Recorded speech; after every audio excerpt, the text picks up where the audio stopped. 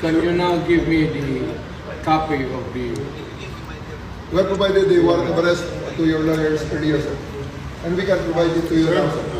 Only one of the lawyers. Ngayon na. What was presented to us was I have Attorney Delgra and Attorney Miguel Diaz. Xerox copy of the purported warrant of arrest. Secondly, you read his rights. Under what law are you reading his rights? Under the Philippine laws or under the laws of Haiti? We have with me here the Prosecutor General, sir, and No, legal representative of the DOJ. This is under Philippine law, sir.